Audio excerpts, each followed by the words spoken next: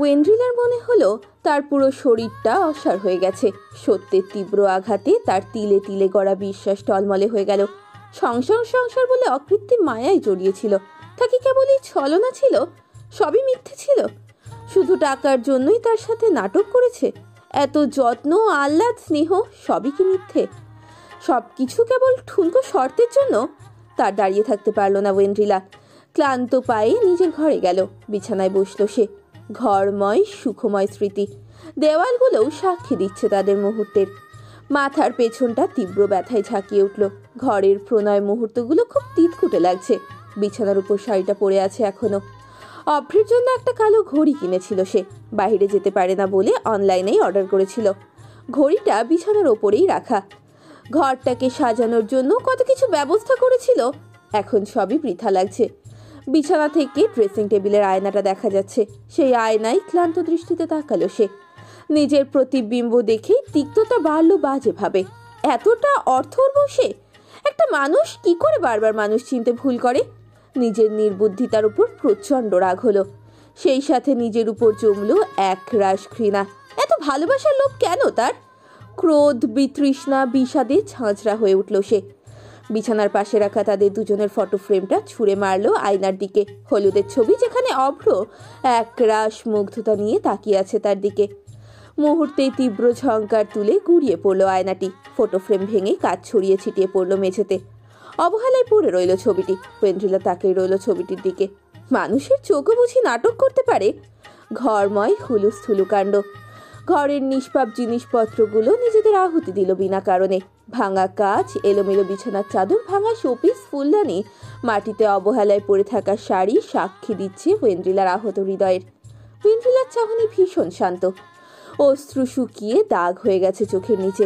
ভাঙা কাছে পা কেটে সেখানে রক্ত জমাট বেঁধে কালচে বর্ণ ধারণ করেছে। কিন্তু অনুভূতি শূন্য মেয়েটার। ফোন বাজছে অক্লান্তভাবে। অপর পাশের মানুষটি বেশ ধৈর্য। সে অক্লান্তভাবে ফোন দিচ্ছে শুধু। ওয়েন্ড্রিলা নির্লিপ্ত চাহনি ফোনের দিকে। অভ্র নামটা জলজল করছে। এখন ওয়েন্ড্রিলার ঔষধ খাওয়ার সময়। নিশ্চয়ই মনে করিয়ে দেওয়ার জন্য ফোন করেছে। প্রতিদিন সে বাধা ধরা সময়গুলোতে ফোন দেবেই, এটা একেবারে নিয়ম মাফিক। ওয়েন্ড্রিলা তাকিয়ে রইল ফোনের দিকে। ফোনটা ধরা হলো না, কেটে গেল বাজতে বাজতে। মনটা আবারও দুর্বল হয়ে গেল। ভালোবাসায় ক্ষুধার্ত হৃদয় মস্তিষ্ককে বোঝা ভুল হচ্ছে, কোথাও ভুল হচ্ছে। কেউ সারাক্ষণ নাটক করতে পারে না। একটা মানুষ সারাক্ষণ মিথ্যার মুখোশ পরে থাকতে পারে না। ঠিকই তো, অভ্র কখনো তার উপর সম্পর্ক চাপিয়ে দেয়নি। ধৈর্য ধরেছে তার মনের দরজা খোলার। দুর্ঘটনার পর থেকে মানুষটি তাকে পুতুলের মতো আগলে রেখেছে, যেন একটু দূরতা তাকে ভেঙে ফেলবে, গুড়িয়ে দেবে। একটা মানুষ তো সারাক্ষণ নাটক করতে পারে না। কোথাও একটা ভুল নিশ্চয়ই হচ্ছে। অভ্রের সাথে কথা বলতে হবে বোধহয়, তাহলে হয়তো সব সমস্যার সমাধান হয়ে যাবে। ওয়েন্ড্রিলা ফোনটা হাতে নিল। অভ্রের নাম্বারে ফোন দিল, কিন্তু নাম্বারটা বন্ধ। ফলে সে উঠে দাঁড়ালো। পা থেকে এখনো চুইয়ে চুইয়ে রক্ত পড়ছে। তীব্র ব্যথা মস্তিষ্ককে নিজের অস্তিত্ব জানান দিচ্ছে। তবুও ওয়েন্ড্রিলা হাঁটতে লাগলো। গন্তব্য অভ্র। অনেক প্রশ্ন বাকি, উত্তর চাই। বিল্লালের মাথার চুল ছেঁড়ার জোগাড়। কখন থেকে কিছু হিসেব মেলানোর চেষ্টা করছে, কিন্তু কিছুতেই মিলছে না। 168 টাকার একটা গ্যাপ থেকেই যাচ্ছে। হিসেব এমন একটা জিনিস যা যতক্ষণ পর্যন্ত না মিলবে ততক্ষণ পর্যন্ত বিরক্তি কাটে না। মিললে শান্তি, আর না মিললে মাথার প্রত্যেকটা নিউরনে এত উন্মাদনা হয়ে ওঠে যে চুল ছিঁড়ে ফেলতে ইচ্ছে করে। ঘড়ির দিকে এক দফা তাকালো। তৃষা অপেক্ষা করছে, তার যাওয়া উচিত। গত রাতে মাকে এনিয়ে বিনিয়ে বিয়ের কথা বলেছে সে। বিল্লালের বাবা গত হয়েছে আজ 15 বছর। মাই তার সব। বিল্লালের মা ও ছেলে অন্তঃপ্রাণ। তাই তো ছেলের পছন্দে তার দ্বিমত নেই। শুধু একটাই চিন্তা, সেটা হলো তৃষার পরিবার। সচ্ছল পরিবারের মেয়ে সে। তাদের মতো পরিবারে মানিয়ে নিতে পারবে? বিল্লালের মা ছোট একটা এনজিওতে চাকরি করতেন। সেই টাকা দিয়ে টেনে টুনে সংসার ও ছেলের পড়াশোনা চালাতেন। ছেলে অনার্সটা শেষ করেই অভ্রের সাথে ব্যবসায় যোগ দিয়েছে। যেহেতু তার নিজের কোনো অর্থ নেই, তাই সে ম্যানেজার হিসেবেই ছিল। অভ্র বন্ধুর জায়গাতেই তাকে রেখেছে, কখনো কর্মচারীর মতো আচরণ করেনি। বিল্লালের যা বেতন, তাতে মোটামুটি মা ছেলের সংসার ভালোভাবেই চলে যায়। সম্পত্তি বলতে দাদাবাড়ি থেকে পাওয়া 3টা ঘর আর বিল্লালের একটি মোটরসাইকেল, সেখানেই তাদের অবস্থান। তৃষা এই সব কিছু জানে, তবুও সে আসন্ন বিপদ সম্পর্কে অবগত। নীলাদ্রির মতো ছেলেকে যদি সরকারি চাকরির মূল্য বোঝায়, শ্বশুর তাকে না জানে কোন অস্ত্রে বধ করে। অভ্রকে জানিয়েছে ব্যাপারখানা। বিল্লাল চেয়েছিল একটা ভালো বেতনের চাকরি খুঁজতে, কিন্তু তাতে অভ্র চাকরি ছাড়তে হতো। এত বিশ্বাসী মানুষ এবং বন্ধুকে হারাতে চায় না অভ্র। তাই অভ্র তাকে একটা প্রস্তাব দিয়েছে। অভ্র তাকে তার ব্যবসার 25% মালিকানা দিতে চায়, যার মূল্য বিল্লাল কখনো তাকে ছেড়ে যাবে না। বিল্লালের ব্যবসার পেছনে কম শ্রম দেয়নি। এই ব্যবসার সাফল্যে বিল্লালের ভূমিকা অনেক, তাই তাকে 25% অংশীদারিত্ব দেওয়া ভুল কিছু নয়। তাই বিল্লালের কাজের চাপ আরো বেড়ে গেছে। আগামীকাল তৃষার বাবার সাথে দেখা করতে যাবে, তাই এই হিসাবের ঝঞ্ঝাটা আজকেই শেষ করতে হবে। কিন্তু তৃষার সাথেও দেখা করতে হবে, মেয়েটি ছুটি হয়ে যাবে। বিল্লাল আবারও হিসাবে মুখ গুজ। বিল্লাল সাহেব কি ব্যস্ত? চিকন মেয়েলি কণ্ঠে চোখ তুলে তাকালো বিল্লাল, হতবাক স্বরে শুধালো, এ কি তুমি এখানে? কেন, আসা বারণ? পাপ করে ফেললাম? তৃষার প্রশ্নে ভ্যাবাচাকা খেলো বিল্লাল, ব্যস্ত হয়ে বলল, না না, সেটা কখন বললাম? তুমি ভুল বুঝছো। বুঝেছি, আর কথা ঘুরিও না। তোমার কাছে আসিও নি, এসেছি ব্যাংকের বার্তা নিয়ে। অভ্র কোথায়? ওকে ফোনে পাচ্ছি না। ও, একটা ক্লায়েন্টের কাছে গেছে, আমাকে বলো। আচ্ছা, কাল একবার ব্যাংকে এসো তো, ঢাকা থেকে ভিজিটে আসছে। অভ্র লোন বাড়ানো নিয়ে কথা হবে। এ নাও লেটার, আমি চললাম। বলে যেতে নিলেই হাত টেনে ধরলো বিল্লাল। তৃষাকে নিজের কাছে টেনে ধরে শুধালো, তাহলে আমার কাছে আসোনি? আজ্ঞে না। কষ্ট পাইলাম কিন্তু। পাও, আমার কি? এভাবে প্রেমিককে শাস্তি দিলে কিন্তু ভোগান্তি আছে। কি ভোগান্তি? বিল্লাল কথাটা শেষ করার সুযোগ পেল না। তার পূর্বেই এলোমেলো ভঙ্গিতে প্রবেশ করলো ওয়েন্ড্রিলা। তাকে খুব অন্যরকম লাগলো যেন, চোখ মুখ শক্ত মলিন। এসেই শুধালো, অভ্র আছে? বিল্লাল সেই প্রশ্নের উত্তর না দিয়ে পাল্টা শুধালো, তোমাকে এমন লাগছে কেন? শরীর খারাপ নাকি? আমি ঠিক আছি। অভ্র কোথায় সেটা বলো। ওর ফোনটা বন্ধ আসছে। ক্লায়েন্টের সাথে গেছে, তুমি বসো না। ওয়েন্ড্রিলার কিচ্ছু ভালো লাগছে না। অভ্রের সাথে কথা বলাটা জরুরি, ভীষণ জরুরি। তাকে অন্যমনস্ক দেখে তৃষা চেয়ারটা এগিয়ে দিয়ে বলল, তুমি বসো ইন্দিলা, তোমাকে অসুস্থ লাগছে। এত সময় বাদে তৃষাকে খেয়াল করলো ওয়েন্ড্রিলা। তৃষাকে দেখতেই হৃদয়ের তিক্তটা আরো গাঢ় হলো। নিজের বৈশিষ্ট্যের বিরুদ্ধে সে জঘন্য একটি কাজ করে বসলো। অহেতুক তৃষাকে কথা শুনিয়ে দিল, তাও কটু কথা। রূঢ় স্বরে বলল, তুমি এখানে কি করছো? তৃষা বেশ অপ্রস্তুত হলো ওয়েন্ড্রিলার কণ্ঠে। বিল্লালের দিকে তাকালো একবার, নিজের অস্তিত্ব লুকিয়ে সহজ গলায় বলল, অভ্রর কাছে এসেছিলাম ব্যাংকের বিষয়ে, একটা নিউজ দেবার ছিল। তুমি কি ডাকবাহক? না মানে তোমারই আসতে হয়েছে, আর কেউ ছিল না? খুব তীক্ষ্ণ স্বরে শুধালো ওয়েন্ড্রিলা। এটা ভুল নয় যে সামান্য বিষয়ে তৃষার আসার প্রয়োজন ছিল না, কিন্তু সে এসেছে বিল্লালের সাথে দেখা করতে।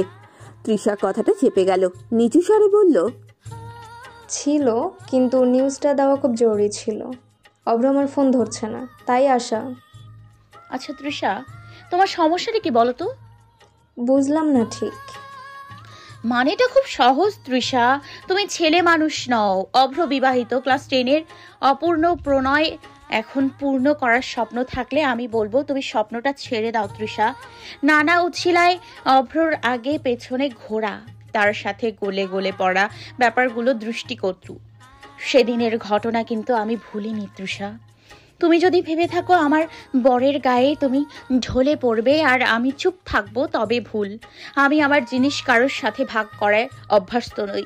যদি আমার জিনিস নিতে হয় তবে তোমাকেও তার কঠিন দাম দিতে হবে। ওয়েন্ড্রিলার কথাগুলো চাবুকের মতো আঘাত করলো তৃষার আত্মসম্মানের দেয়ালে। কান ঝাঁঝিয়ে উঠল। ইহ জীবনে তার চরিত্রে এমন কালিমা কেউ ল্যাপটাতে পারেনি। সে কিনা বিবাহিত পুরুষের সাথে সম্পর্কে জড়াতে চাইছে, এত বড় মিথ্যে অপবাদ। তীব্র অপমানে মুখ লাল হয়ে উঠল মেয়েটির। বিল্লাল ওয়েন্ড্রিলার উদ্দেশ্যে বলল, ভাবি আপু, তোমার কোথাও ভুল হচ্ছে। না, আমার কোথাও ভুল হচ্ছে না বিল্লাল, আমি তো না জেনে বলছি না। তৃষা তখন প্রতিবাদ করে উঠল তীব্রভাবে, তুমি আসলে কিছুই জানো না ওয়েন্ড্রিলা। তুমি আসলে কুয়োর ব্যাংক, যার কাছে আকাশটা খুব ছোট আর গোল। তাই তো আজ আমাকে অপবাদ দিতে তোমার বাচ্ছে না। শোনো ইন্দ্রিলা, আমার ঠেকা পড়েনি তোমার বরকে নিয়ে টানাটানি করব। আর তার উপর গলে পড়বো, এই সব কিছু তোমার বরের পরিকল্পনা ছিল। আমার টার্গেট ফিল আপে ক্লায়েন্ট দরকার ছিল, আর তোমার বরের তোমাকে প্রেমে ফেলতে একটা মেয়ের সঙ্গ। তাই আমরা একে অপরকে সাহায্য করেছি, এতটুকুই। অব্র জানতো তুমি মুখে যাই বলো না কেন তুমি একটা বোকা মেয়ে, প্রেমে পড়তে তোমার সময় লাগবে না। অন্য বউদের মতো তুমি অব্রকে কারোর সাথে সহ্য করতে পারবে না।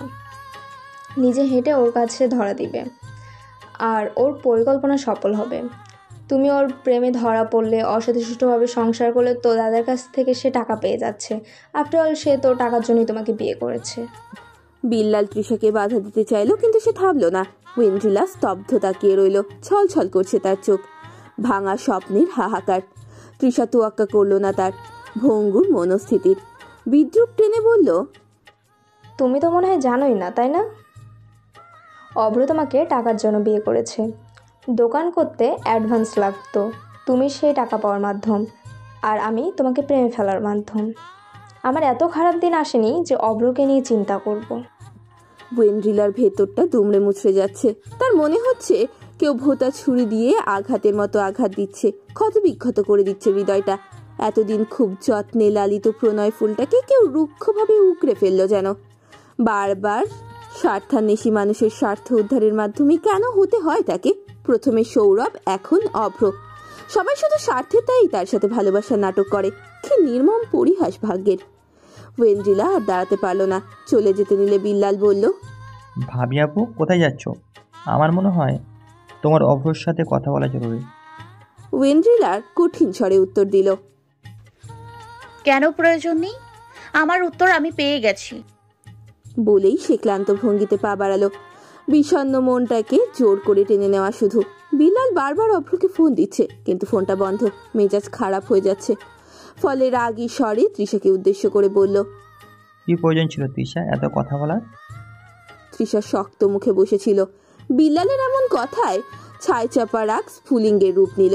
ক্ষিপ্ত স্বরে বলল, প্রয়োজন ছিল উইন্ড্রিলার একটু রিয়েলিটি চেক হওয়া দরকার। আর তুমি এখন উইন্ড্রিলার পক্ষ নিয়ে মোটেই কথা বলবে না বেল্লাল। তৃষা শান্ত হও, কারণ না, আমি শান্ত হব না।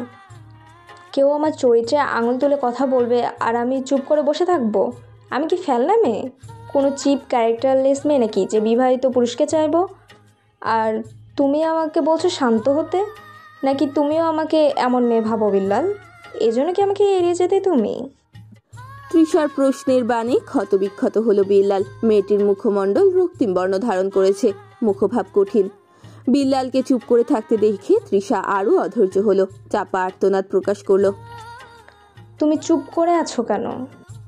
কারণ আমি এখন যাই বলি না কেন তুমি বুঝবে না, তাই বলছি ঠান্ডা হও। তুমি ঠান্ডা হলে আমি উত্তর দিব। আমি ঠান্ডায় আছি, বেশি কথা বলবে না। আমার প্রশ্নের উত্তর দাও আগে। আমাকে কেন এড়িয়ে চলতে? আমাকে এত অপছন্দ করতে কেন তুমি? কারণ আমি তোমার প্রেমে পড়তে চাই না। তৃষা স্তম্ভিত হলো। এমন উত্তরের জন্য যেন প্রস্তুত ছিল না সে। বিল্লাল মৃদু স্বরে বলল, আমি কখনো তোমার প্রেমে পড়তে চাইনি তৃষা, তুমি বাধ্য করেছো। নয়তো আমি স্বপ্নেও ভাবিনি ক্লাসের নেকু পিসের প্রেমে আমি আপাদমস্তক ডুববো, তাই এড়িয়ে যেতাম। তৃষা আর কথা বাড়ানোর সুযোগ পেল না। রাগটা গলে যাচ্ছে, যা খুবই অনুচিত। অভ্রের ফোনে চার্জ নেই, ক্লায়েন্টদের সাথে মিটিং শেষ। ব্যাটা ভীষণ পাকিয়েছে, মাথা ধরিয়ে দিয়েছে একদম। এখন আর দোকানে যাবে না সে, সরাসরি বাসা। ওয়েন্ড্রিলার সাথে সারাটা দিন কথা হয়নি। মেয়েটা তখন ফোন ধরেনি, ব্যস্ত ছিল কি? আচ্ছা, তাকে চমকে দিলে কেমন হয়? এখন অভ্রের বাসায় যাওয়ার সময় নয়, আজ তার জন্মদিন। নিশ্চয়ই ওয়েন্ড্রিলা কোনো সারপ্রাইজের ছক কষেছে। হুট করেই পৌঁছে তার পরিকল্পনাটা ভেস্তে দিলে কেমন হয়? রেগে লাল হয়ে যাবে মেয়েটা। সেই রাগী মুখখানা চোখ মুদে দেখবে অভ্র। সে ভাবা সেই কাজ। অভ্র রওনা হলো বাসার পানে। বাসায় আসতেই দেখা গেল সবাই বসার ঘরে থমথমে মুখে বসে আছে। অভ্র সহজ গলায় শুধালো, কি হয়েছে? অন্ধ্রা বাসায় নেই, কথা পাচ্ছি না, ওই বাড়িতেও যায়নি। কোথায় গেছে কেউ জানে না। ফোন দিচ্ছি কখন থেকে, ফোনটাও বন্ধ। আমার তো ভয় করছে। কাননের কণ্ঠে তীব্র দুশ্চিন্তার ছাপ। তার উজ্জ্বল মুখখানা শুকিয়ে গেছে। শ্বশুরের সাথে কথা বলে নিজের ঘরে এসেই তীব্র ভাঙচুরের শব্দ কানে এলো। ভর দুপুরে এমন বিকট শব্দটা কোথা থেকে আসছে? আজকাল হুট করেই বানরের উপদ্রব হয়েছে এই এলাকায়। এই তো সেদিনের কথা, পশ্চিমের বরান্নিদের বাড়ির সামনে এমন দুপুরের সময় কোথা থেকে একদল বানরের আগমন হলো। একা বানর নয়, একেবারে আত্মীয় স্বজন নিয়ে গোষ্ঠী নিয়ে আগমন। মোট 7টা বানর, দাপাদাপি লাফালাফি করে একাকার অবস্থা, তাড়ানোর উপায় নেই। কি সাংঘাতিক ব্যাপার, কাছে গেলেই খামচি দেয়। ছাদটা এখন পুরোই বানরের দখলে। রবান্নিদের বাড়ির নতুন নাম হলো বানর মহল। বানরগুলো কি এখন তার বাড়িতে এসে দখল করলো নাকি? ভয় পেলেন কিঞ্চিত কানন। একটু সংকোচ হলো, ইন্দ্রিস সাহেব বাসায় নেই।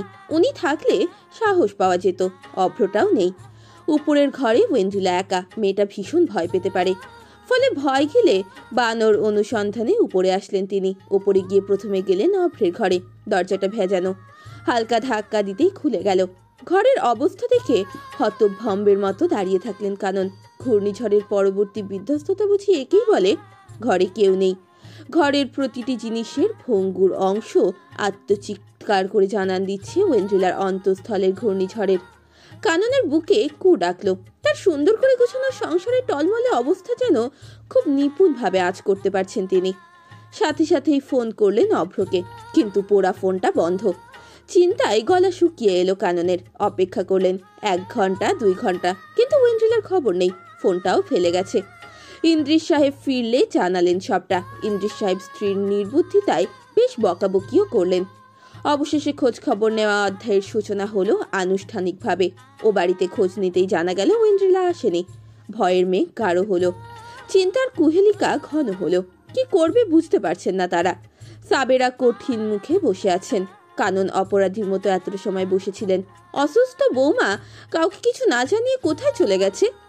অবশেষে অভ্রের আগমন ঘটল। কাননের কথা মস্তিষ্কে আন্দোলিত হলো অভ্রের। অনুধাবন করতে সময় লাগলো। অভ্রের কোনো কথা না বলেই নিজের ঘরের দিকে ছুট দিল। ঘরে প্রবেশ করতেই তার মুখ রক্তশূন্য হয়ে গেল। চূর্ণ বিচূর্ণ ঘরটা দেখে আন্দাজ করতে পারল যে আসলে কি ঘটেছে। ওয়েন্ড্রিলার রাগ সহ্য করেছে এই জড় বস্তুগুলো, কিন্তু রাগের উৎসটুকু মস্তিষ্কে ধরা দিচ্ছে না। অভ্র তো এমন কিছু করেনি যাতে ওয়েন্ড্রিলা ক্ষিপ্ত হবে। মায়ের সাথেও তার সম্পর্ক ভালো, শাশুড়ির সাথেও সম্পর্কটা এখন কিছুটা স্বাভাবিক হয়ে এসেছে। তবে এই তাণ্ডবের হেতু কি? তার চেয়ে প্রথমে ওয়েন্ড্রিলার ঠিকানা জানা প্রয়োজন। ওয়েন্ড্রিলার শূন্যতা চাবুকের মতো আঘাত করছে অভ্রকে। অন্তঃস্থলে চিনচিনে ব্যথা মস্তিষ্ক অবশ করে দিচ্ছে। কিংকর্তব্য বিমূঢ় লাগছে তার। মেঝেতে এখনো ওয়েন্ড্রিলার রক্তের দাগ। মেয়েটা আঘাত পেয়েছে, নিশ্চয়ই স্যাভলন লাগায়নি। কোথায় খুঁজবে তাকে?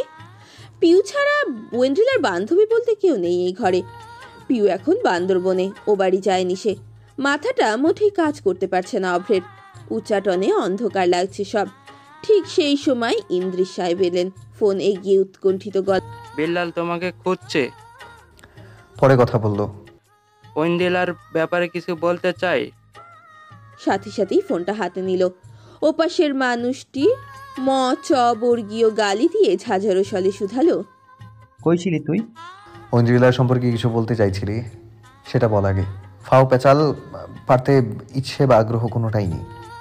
ওই নীলের সাথে তোর কথা হয়নি? ও দোকানে এসেছিল তোকে খুঁজতে। কখন? দুপুরের একটু পর। থ্যাত তেরি, ও কি কিছু বলেছে তোকে? না, কিছু বলেনি, কিন্তু এখানে ক্যাচাল হয়েছে। কি ক্যাচাল? বিল্লাল একটু সময় নিল, তারপর সবটা খুলে বলল। বিল্লালের কথা শেষ হলে স্তব্ধ হয়ে বসল অভ্র। স্বীকার না করলে এই ভয়টা সর্বদাই কণ্ঠস্থ চেপে ধরে থাকতো। বিয়েটা যে দাদার শর্তে করেছে এটা সত্য, তিক্ত সত্য। ভালোবাসার অনুভূতিটা প্রাচীন হলেও এই সত্য থেকে মুখ ফেরানোর ক্ষমতা অভ্রের নেই। দাদার শর্তবিহীন তাদের গল্পটা হয়তো কোনো পরিত্যক্ত স্টেশনের চেয়ারের মতোই পড়ে থাকতো। অভ্রের মনে ওয়েন্ড্রিলার হৃদয়ে নরপতি হবার ইচ্ছেটা হৃদয়ের এক কোনায় পড়ে থাকতো হয়তো। দূর থেকে বিমুগ্ধ নয়নে তাকে দেখতো, কিন্তু ছোঁয়ার স্পর্ধা করতো না। হয়তোবা এই ঘটনা যদি আগে ঘটতো, অভ্র থাকতো বেপরোয়া, আগের মতো নির্লিপ্তভাবে ওয়েন্ড্রিলার অভিসম্পাদ মেনে নিত। বরাবরের মতোই সে থাকতো দায়সারা। কিন্তু যখন থেকে নিজের অনুভূতিগুলোকে আলিঙ্গন করলো অভ্র, তখন থেকেই কুৎসিত সত্যটাকে ভয় পেতে শুরু করলো। অন্তরে কাটা দিল ওয়েন্ড্রিলার অভিশাপ পাবার আশঙ্কা। ওয়েন্ড্রিলার চোখে নিজের জন্য ঘৃণা, যে তাকে অবর্ণনীয় যন্ত্রণা দিতে পারে সে সম্পর্কে হৃদয় ধারণা দিল। এর চেয়ে সাংঘাতিক ভীতি যা তাকে কাবু করতে লাগলো তা হলো ওয়েন্ড্রিলার শূন্যতা। সেই ভয় এখন বাস্তবিক রূপ ধারণ করেছে। নিজের ওপর তীব্র রাগ হলো অভ্রের। নিজেকে পাগল পাগল লাগছে। ঘরময় আর একবার চাইল সে। আর ওয়েন্ড্রিলা নেই, তার ওয়েন্ড্রিলা নেই, তার রাজ্য আর রিক্ত। পৃথিবীটা এতটা যন্ত্রণাময় কেন লাগছে? জীবনটা এতটা অভিশপ্ত কেন ঠেকছে? অসহায় চোখে বাবার দিকে তাকিয়ে বলল,